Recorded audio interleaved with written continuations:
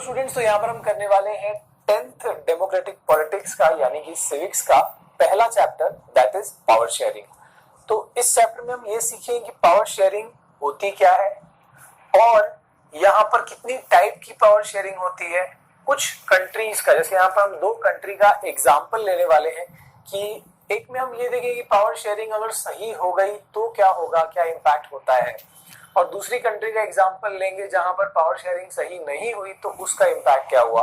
वो चीज हम सब कुछ यहाँ पर देखने वाले हैं। तो स्टार्ट करते हैं with the term power sharing. Power sharing क्या होता है, वर्ड से ही समझ में आ रहा है, पावर का शेयरिंग। ठीक है, जैसे कि मतलब अगर सपोज कोई गवर्नमेंट या कोई देश का जो टोटल पावर है, कंप्लीट पावर जो है, वो अगर किसी एक आदमी के हाथ में आ जाए, किसी एक बंदे के हाथ में आ जाए, तो क्या हो सकता है उसका इम्पैक्ट। डिक्टेटरशिप आपको पता ही होगा, है ना। क्या हुआ था जो नाजी जो जर्मनी था वहां पर क्या हुआ था। तो किसी एक आदमी के पावर अगर हाथ में आ जाए तो वो वैसे तो कभी भी किसी भी हिसाब से सही नहीं होता, बिकॉज वो हमेशा जो है प्रॉब्लम्स क्रिएट करने वाला चीज हो सकता है। तो पावर को शेयर करना जरूरी है। ओके, एक हाथ में कॉन्सेंट्रेट होने नहीं देना चाहिए। ओके, तो इंडिया में अगर हम बात करें, वैसे तो काफी टाइप की है, वो हम आगे देखेंगे, पर जो मेजरली जो एकदम टॉप लेवल वाला पावर शेयरिंग है वो कैसा है कि सिर्फ पॉलिटिशियंस के हाथ में पूरा पावर नहीं है ना। पॉलिटिशियंस जो है वो लॉ बनाते हैं लेजिस्लेचर के अंदर। ओके, एग्जीक्यूटिव जो होते हैं आईएएस आईपीएस उसको इम्प्लीमेंटेशन पे ध्यान देते हैं। ओके, सो लेजिस्लेचर, एग्जीक्यूटिव, और ये सबको कंट्रोल करने के लिए कि भाई लोगों को कोई दिक्कत हो रही है अगर इस वजह से, ये सब चीजों को कंट्रोल करने के लिए होता है जुडिशरी, जो पूरा court, supreme Court, High court होता है।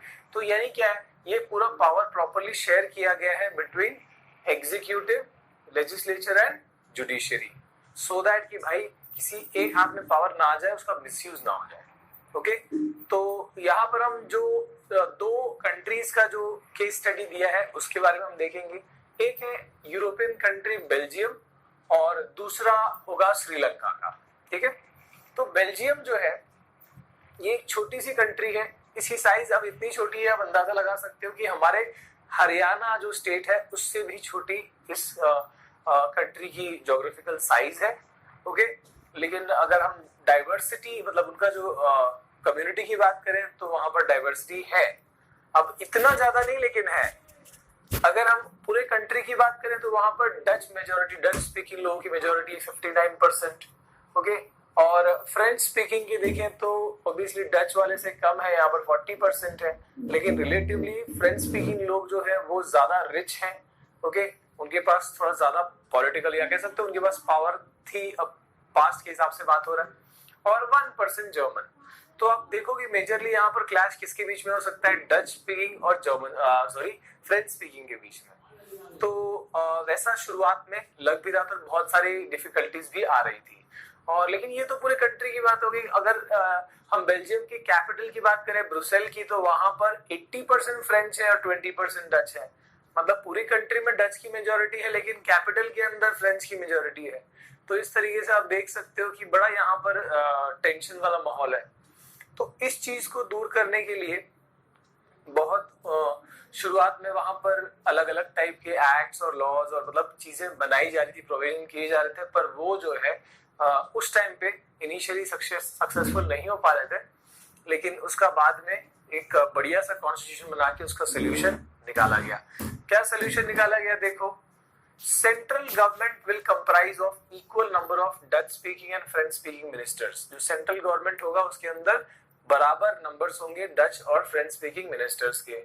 Okay, important laws will be passed only with support of both linguistic group.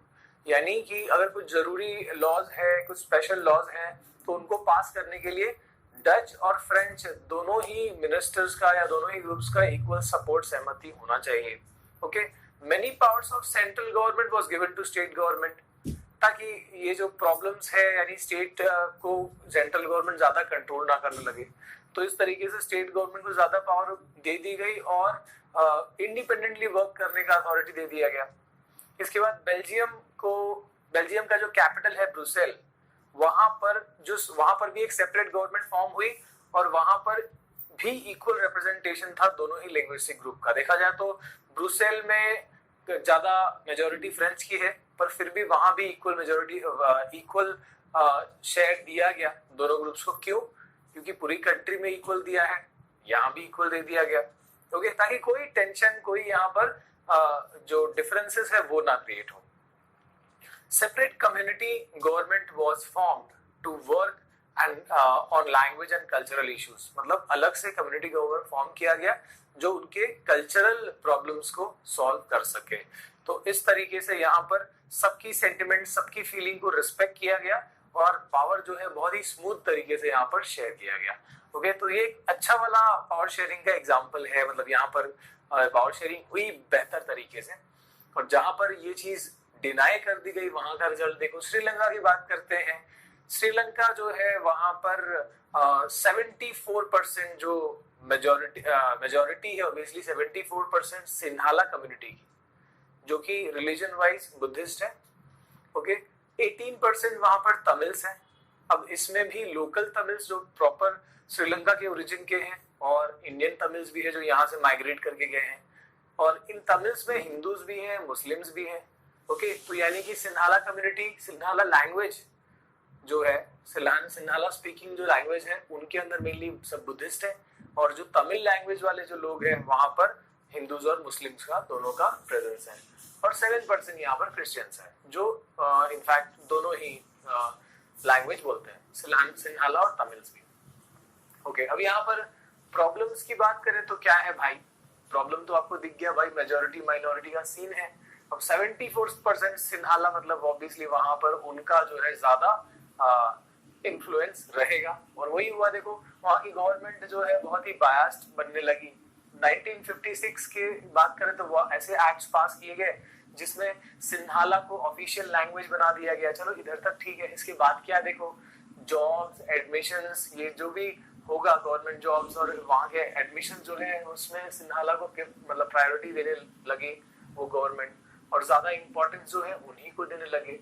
Buddhism को प्रमोट किया जाने लगा, गवर्नमेंट बुद्धिज्म को प्रमोट करने लगी। मतलब बेसिकली बुद्धिज्म किसका? सिर्फ वहां पर सिन्हाला जो है उनका रिलीजन था। तो यानी जो प्रायोरिटीज हैं वो सिन्हाला लैंग्वेज को वहां पर दी जाने लगी। अब इससे प्रॉब्लम क्या हुआ? तमिल्स जो है वो एलियनेट हो गए, यानी वो अलग थलग पड़ गए, उनका कोई गवर्नमेंट कोई सुन नहीं रहा। उन्होंने बहुत सारे प्रपोजल रखे गवर्नमेंट के सामने, लेकिन कुछ फायदा नहीं हुआ। फिर उन्होंने अपनी सेपरेट पार्टी फॉर्म करी, स्ट्राइक्स किए, ठीक है, और फिर भी जो है गवर्नमेंट उनकी कोई बात खास सुन नहीं रही थी। उन्होंने डिमांड किया कि हमको एक सेपरेट जो है कंट्री दे दो आप, नॉर्थ ईस्ट श्रीलंका में भी, वहां पर उनका मेजोरिटी था, ओके, तमिल्स का। तो इस तरीके से आप देखें तो क्योंकि सरकार सुन नहीं रही है तो वहां पर सिविल वॉर शुरू हो गया, यानी लोगों ने अपने गवर्नमेंट के अगेंस्ट में वॉर करना, मतलब कह सकते हो आप, जो मिलिट्री पावर जो है लगाना शुरू कर दिया। अब ये सिविल वॉर में बहुत सारे लोग मारे गए, बहुत तबाही हुई वहां पर, सोशल, इकोनॉमिक, कल्चरल लॉस बहुत हुआ वहां पर।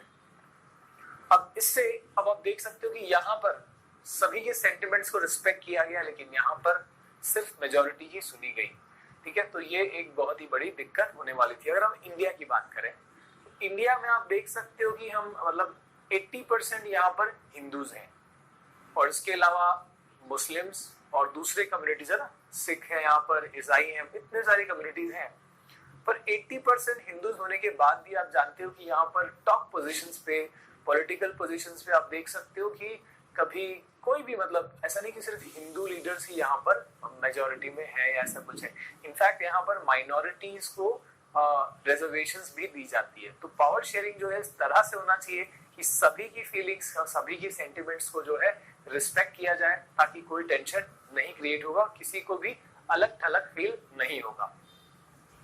टाइप्स ऑफ पावर शेयरिंग की बात करते हैं भाई, तो दो मेन टाइप्स हैं, horizontal power sharing and vertical power sharing. Horizontal का मतलब समझते हो आप, इस तरीके से, यानी कि कोई भी इसमें बड़ा छोटा नहीं है। लेजिस्लेचर, एग्जीक्यूटिव, जुडिशियरी, वो हमने ऑलरेडी देखा।